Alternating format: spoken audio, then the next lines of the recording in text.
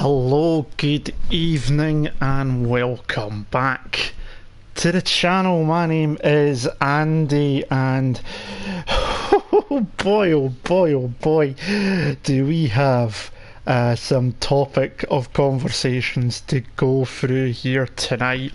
It has just been the Canadian Grand Prix around the Circuit de Gilles Villeneuve in Montreal, and as it says in the title, if you have not watched the race yet, spoilers are ahead.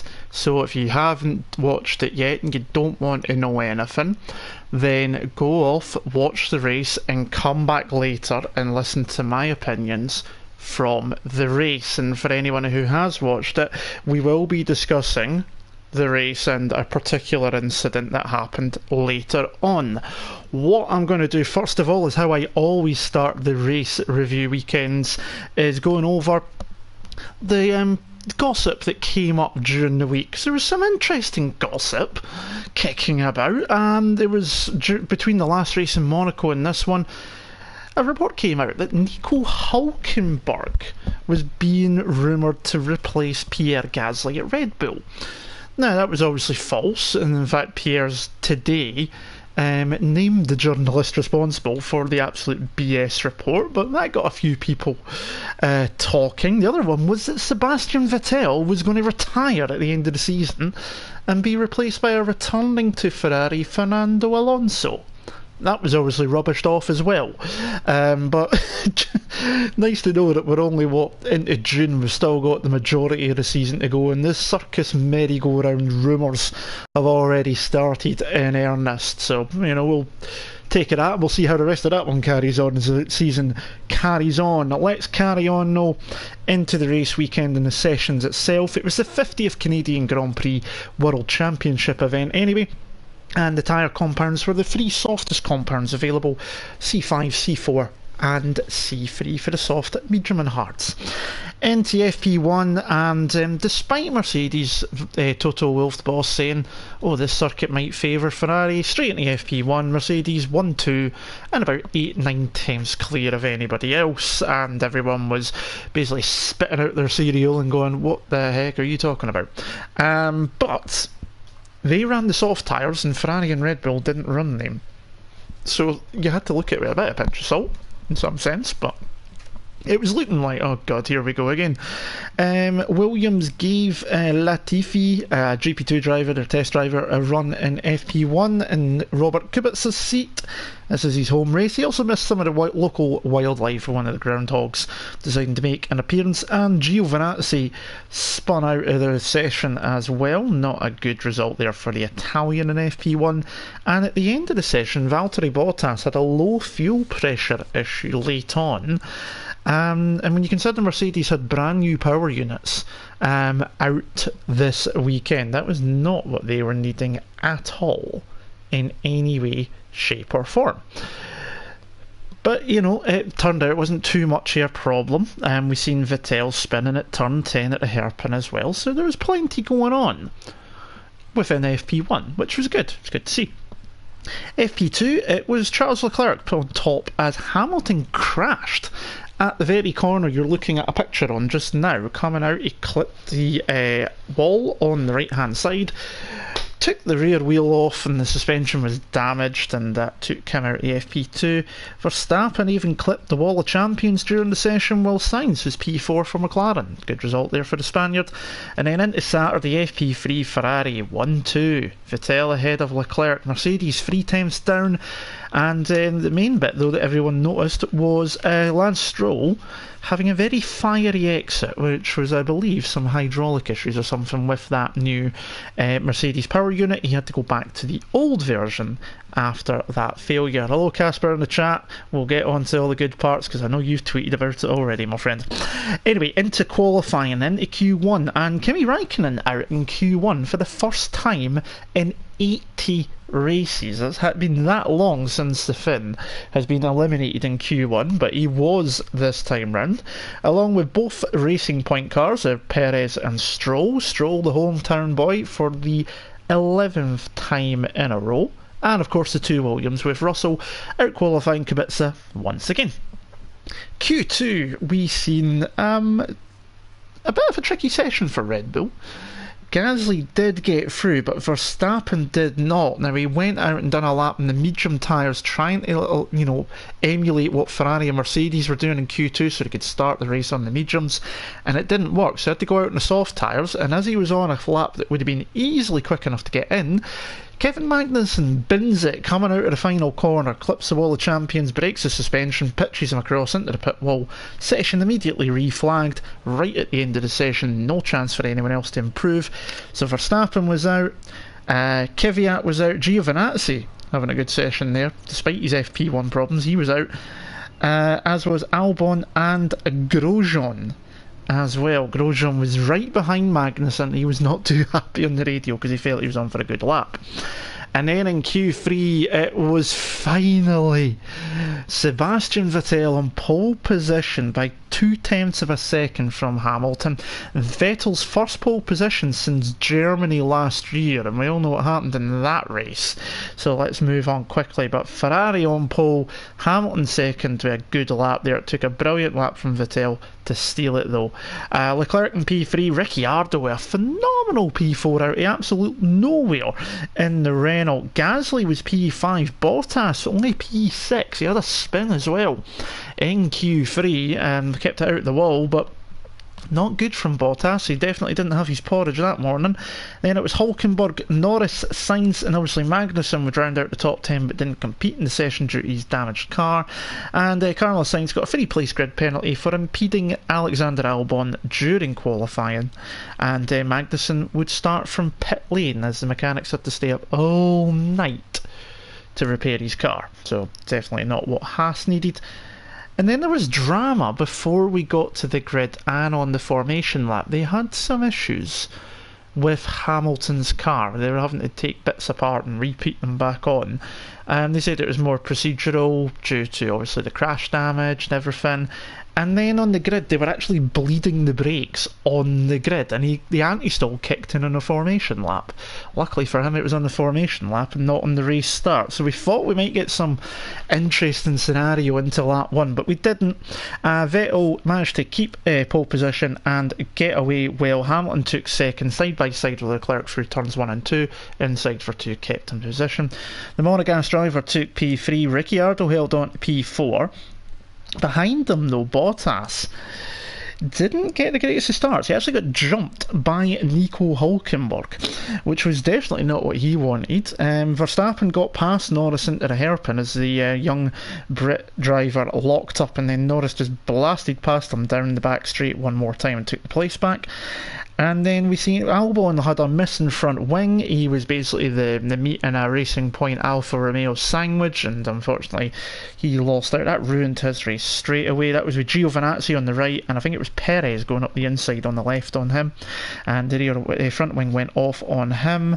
Yeah, not a major big issues at the start though. It was quite clean. To be honest, and they kept everything going together and kept it running as you would expect, thankfully. Vettel was clearly DRS on Hamilton within 2 laps. He had that much initial pace, did the German. Hamilton was the same on Leclerc behind. We've seen Carlos Sainz pit in lap 4. Took the hard tyres on. Turned out the early pit stop was caused by a blockage of debris in the radiator, which would have been from Albon's front wing, so they had to pit the Spaniard very early and run him extremely long. It took to lap 7 for Verstappen to finally get past Lando Norris down the back straight with DRS. Lap 8, we've seen Gasly make an early stop. He was on the soft tyres, pitted for the hards, rejoined in P13. Lap 9, Ricciardo pitted from P4 for hard tyres, rejoined in P11, still ahead of Gasly, at the exact same time that Lando Norris came out of the final corner, having cut the chicane slightly. Took to the escape route, came back on, and then the right rear wheel is pointing at a very wrong angle to what it should be. You could see the brakes were basically on fire. It would seem he's had a major brake failure early on in the race. It's overheated badly, and it looks like it actually melted the suspension. That's what it looks like it did. So he was the first retirement from the race. Very peculiar. I actually thought he had hit the wall coming out of the final corner of all the champions, and it turned out he didn't actually. He had to cut the chicane, and it ended up just breaking on its own. So he was out of the race. We've seen Ricciardo a few laps after on lap 13 moving ahead of Stroll into the chicane. That was keeping him well ahead of Pierre Gasly, who he was fighting on the road. Bottas still couldn't get close enough to Hulkenberg. Hulkenberg on the soft tyres still, up in P4 and doing a great job. Took to lap 17 before Hulkenberg pitted. 17 laps on the soft tyres. It was a phenomenal work. And obviously qualifying as well, remember. He rejoined with a hard, rejoined in P7 ahead of Stroll and Gasly behind his teammate Ricciardo, but managed to stay ahead of Stroll, who was running long, and ahead of Gasly, who just did not have the greatest race at all. It kind of calmed down a little bit. We heard some radio messages. Lap 20 Vettel and Leclerc both got the message for Plan B. Bottas was on the radio a couple of laps later saying the rears were getting quite weak. The top three of Vettel, Hamilton and Leclerc were within 5 seconds of each other. Hamilton gained a couple of times as well, and Vettel was starting to close in, and then Leclerc was actually doing the same as well. So they were getting pretty close together, pulling away from the rest of the pack. On lap 24, Hulkenberg was on the radio saying it felt like the car was going to blow up. He was having a bit of a gearbox issue on the upshifts, which really caused problems, but how he managed to get it to the end of the race I don't know. We'll come back to that one later on. Hamilton wasn't happy with the tyres. Vettel was asked to push, and then Ferrari blinked first. Ferrari pitted Vettel on lap 26 from P1, hard white compound tyres on, rejoined in P3. Hamilton obviously told it's hammer time, and then kept out an extra lap because they didn't have the gap, he was told on the radio, and I get the feeling that gap was to the battling Verstappen and his teammate Bottas, which was down in 4th position by this point. He did pit on lap 28, he rejoined in P3 just ahead of his teammate, but he was over 4 seconds down on Vettel, so that extra lap really did hurt Hamilton at that phase of the race. But yeah, it was definitely not great, and obviously it worked out in the end, but not the way they would have wanted. Leclerc was then told going long because he was in the lead of the race at this point. Giovinazzi had a spin into turn 1, which then finished in turn 2. Bottas pitted from P4, hard tyres, a little bit sticking on the left rear. He rejoined in P6 behind Ricciardo, but ahead of Hulkenberg, who is now dropping off his teammate with his gearbox issue. Lap 32, Perez made a nice wee pass on Grosjean into turn 1, although there was a little bit of a wheel bump on the way through. The Frenchman not happy, but the Mexican was through, but that was only P13 at that point, which was not what he wanted because his teammate was up in the points still, running long in the first stint. Lap 33, Leclerc was finally pitted from P1, and he rejoined in P4 behind Verstappen, who still hadn't pitted. The Dutchman went long on the hard tyres in the first stint completely. And then we got, moving on from that, we've got lap 35, Bottas tries to make a pass on Ricciardo but couldn't get it done. It took him another few laps to finally get by on Ricciardo. A couple of late moves by the Aussie, to be honest. Made the Finn kind of twitch a little bit, and he kind of backed out of things, but there you go. Got William Bush Sim Racing. Surely Ferrari could have come across the radio, told Vettel to let him through, then fight to the end. Surely that would have saved all this drama. Just my 2 cents. We will come on to that. William, when we get to that point in just a wee moment's time. But I can see your point in one sense, but I've got a counter argument to that. Back to where we were though, so Bottas did finally get by. It was lap 39 by the time he got by. Now within this time as well, Hamilton had got the gap down to 1.8 seconds on Vettel as well, so he was really closing in onto the back of the Ferrari. And then the following lap he was within DRS range, found a second within a lap. I think Vettel got held up by some traffic. Verstappen was on the radio in lap 43 saying the brake was almost on the floor, and then we got a weird message for Vettel on lap 45. Numbers on the wheel are correct, and it was wondering at this point, was that due to fuel? Was it the brake temperatures? Was it an issue with the car? We never found out. It didn't seem to stop his pace. He carried on as normal, but Hamilton was right on his gearbox by this point, within half a second, well within DRS range.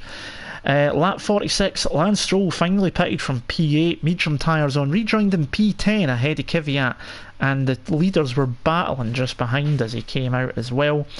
Lap 48, we get a radio message as well for Vettel, just as he goes off the road. So we were getting a radio message at the same point that Vettel had this incident, and it's the end part that you see on the screen just now as he rejoined the road. He just got a snappy oversteer on the entry into turn number 3. Had to take to the grass on the way back onto the track. Squeezed Hamilton up against the wall, you could say. Don't worry, I'm going to explain it in more detail in a minute, so don't jump on me. He kept a hold of the lead of the race. Hamilton was on the radio going, he put, unsafe re-entry, all that sort of stuff. The stewards did investigate it. Now, here's my 2 cents. And there's a bit of a rant coming in, and I can't believe it's going to be 3 races in a row in these reviews that I'm ranting, but here you go. The penalty that he got of 5 seconds, in my opinion, was bullshit. Absolute bloody bullshit. And here's the reason why I think it. Okay, everyone's got their opinion. I have no problem with that. I can see where people would say unsafe rejoin onto the track. I get that argument. Here's why I think it's bullshit though. He's gone across the grass, he's came back on, and as he's came back on, he's got another snap at oversteer, rejoining onto the track. You watch the wheel movement, he has to steer into the slide that it's been created, and that's then meant he's had to, when it's gripped, it's pointed him more towards Hamilton's side on the racing line than I think Vettel would have wanted. I'm sure that Sebastian was going to leave a car's width there for the Mercedes driver to come through so that he wasn't fully impeding them. It was that snap of oversteer when rejoining that made the difference and then caused the investigation. Now, yes, you could say, oh, it's like cutting a chicane. He's rejoined and he's maintained position. He's gained an advantage because of it. Yeah, I can see that side of things as well. Fair dues, not a problem at all. However, he was correcting the slide that was caused by rejoining on the track, and if he hadn't done that, he could have crashed into Hamilton, he could have spun and caused another incident, goodness knows what. So he was reacting like a driver does to a slide in the car, and that's what caused the squeeze. Hamilton done a great job getting on the brakes. I don't think he could have cut back to the left hand side, because he would have been expecting Sebastian to stay there. He's gone through the corner normally. Could have been an accident. We could have seen Charles Leclerc getting his first victory. Didn't happen. But I still think that the 5-second penalty, in my opinion, is complete and utter nonsense. That's my thoughts. There you go. But yeah, we got told it was under investigation, and then the 5-second penalty came in. Seb wasn't happy. I think it's the easiest way to put it. Definitely not happy. But anyway, we will come back to that in a moment. Back to what was going on in the race between all of this. Verstappen pitted from P4, put the medium tyres on, rejoining P7 behind both Ricciardo and Hülkenberg. Not what he would have wanted at all, but it didn't take him too long to get past, luckily. He managed to get by on lap 51 on Hülkenberg for P6, and he done the exact same thing to Ricciardo the very next lap. So it was easy done, easy move there for the Dutchman. Magnussen on the radio in lap 55. Now here's another one which I'm going to have a bit of a mini rant on as well. This is the worst experience I have ever had in a race car. He was not happy today, and I get it's not great running at the back 2 laps down and all of that. However, you binned it in Q2, the mechanics had to stay all night repairing that car and putting it back together for you to bitch that it's not handling or it's not a great race or whatever the heck's run. Show some damn respect for your mechanics, damn it. Anyway, you got to tell an awful for Gunther Steiner, and he'll probably have to put some money in the swear jar now, but there you go. Lap 57, Vettel was given that 5-second penalty. At the same time, Hamilton locked up into turn 10, and Vettel was getting the fastest lap of the race, and he increased the gap to 2.8 seconds. And that was at this point, personally, I was going, right, either Seb get 5 seconds clear so we don't have this penalty nonsense, or Hamilton close up and pass him on the track so that the penalty means nada. In terms of it, I wish that Hamilton could have got by, or that Seb could have got away, because it would have saved the hassle and all the controversy. Unfortunately, it didn't happen. Lap 63, Alexander Albon was pitted and retired. They seen some anomaly on the telemetry and stopped him. He wasn't in the points at the time. Hamilton got back within DRS with 5 laps to go, was praying he was going to get by so the penalty meant nothing, but it didn't happen. They pitted Bottas on lap 67 for a set of softs to go after the fastest lap of the race. He stayed in P4 because he was far enough ahead by this point. And Stroll made a nice little pass on Sainz for P9 into the chicane, and then Kvyat with a lovely little move up the inside on the brakes into turn number 1 took P10, and Sainz, having gone from lap 4 on those tyres, just fell off a cliff right at the end of the race. So he lost out on what would have been a nice little point for McLaren, which I think they would have deserved. But because of the penalty nonsense, your winner in Canada this time, for the 7th time, and equaling the record of 7 victories at Canada of Michael Schumacher, was Lewis Hamilton. He did get close. He did get close to Vettel. It did kind of obviously push Vettel. It maybe helped to push the error. Some people say it's another error from Seb, even if he hasn't spun round. There's, you can see both sides of the arguments. Good recovery from Hamilton, considering he hit the wall in FP2 on Friday, damaged the rear of the car, the issues before the race as well. But he wasn't the victor of the race for me. It was Sebastian. Got P2. I thought he was going to lose that to his teammate because of the penalty as well. Brilliant pole lap. Ferrari were on the pace all weekend. He drove a great race except for that one mistake. And as I say, I think the penalty is absolute nonsense in my opinion. It'll be debated for long on into the night and next week. He nearly didn't go up to the podium, I thought. We seen him switch the boards at the end, which I thought was quite funny. But he's still not won since Belgium. That's a race taken away. He's not won since Belgium last year now. It's a good number of races, that. Over 10 at least.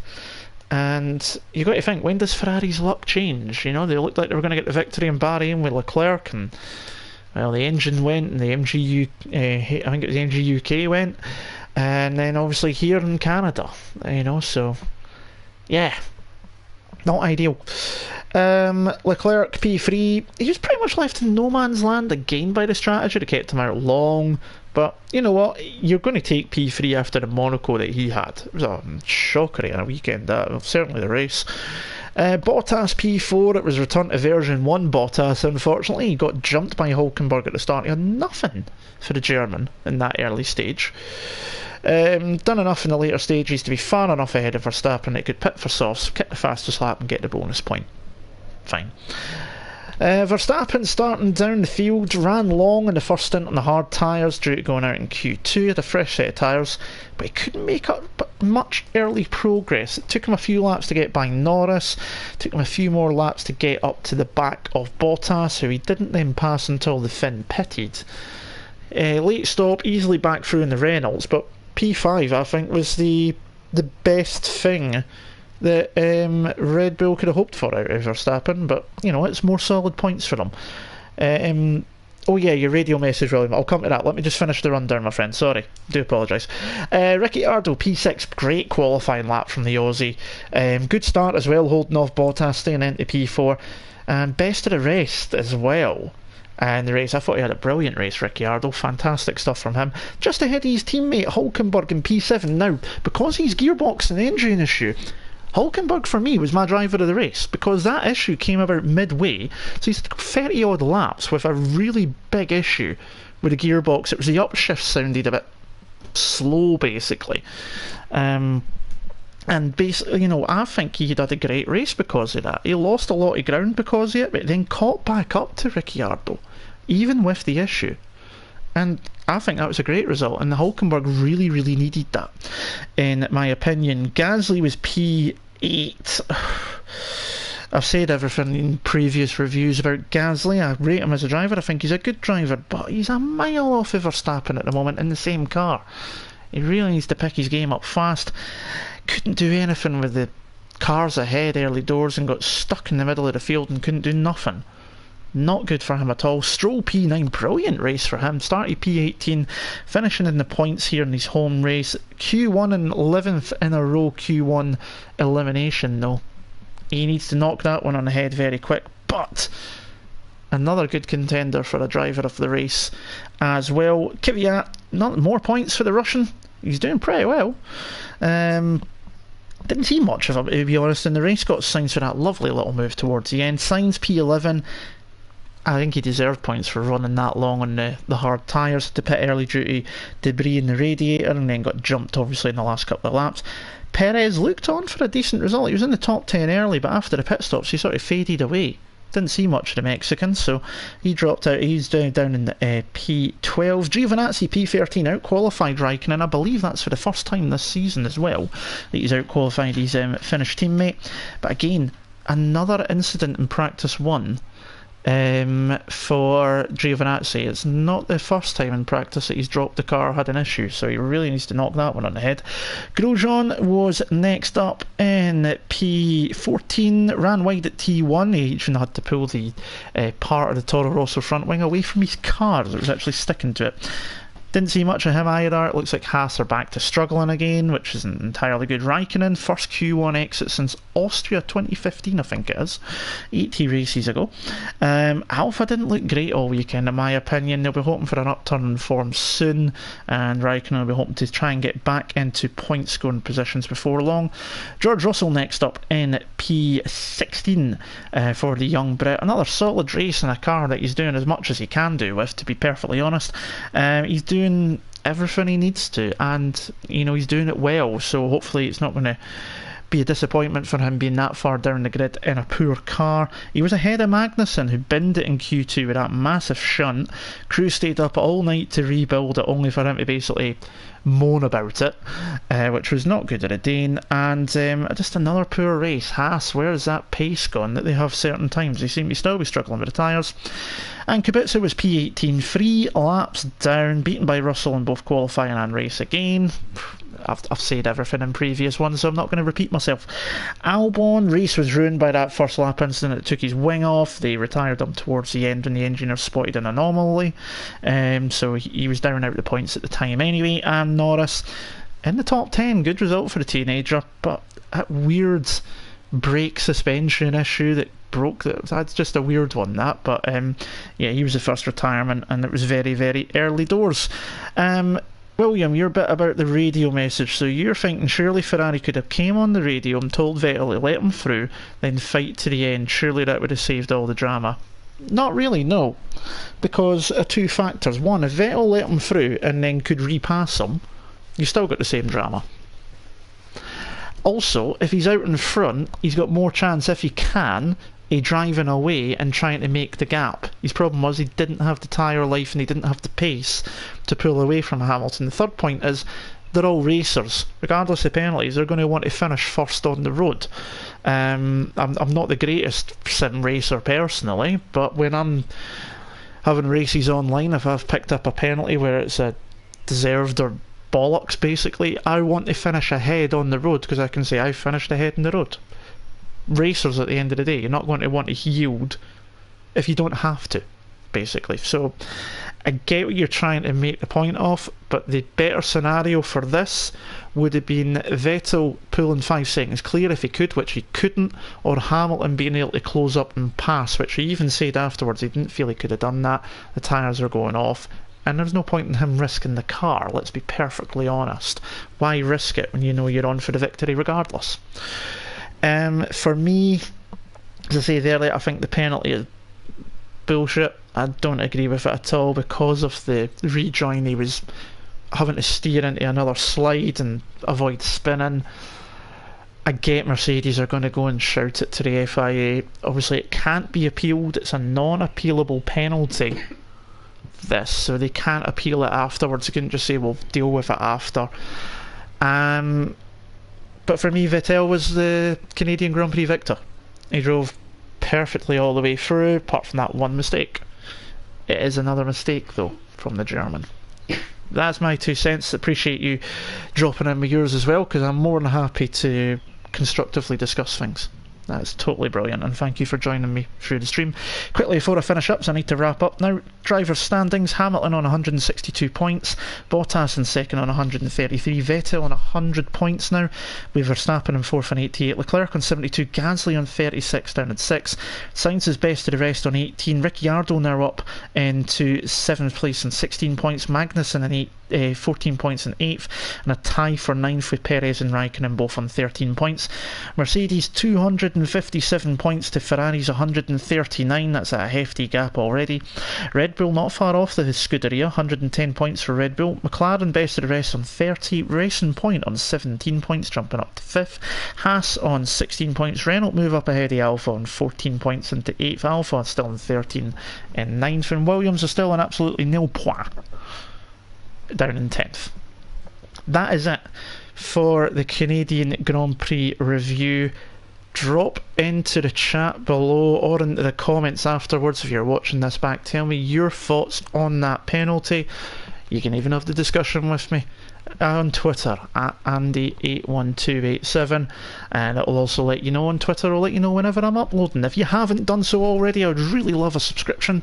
Hit the sub button, hit the bell icon as well, hit the like button, share it, comment, anything you can do. I really appreciate anything that can be done to try and forward this channel further.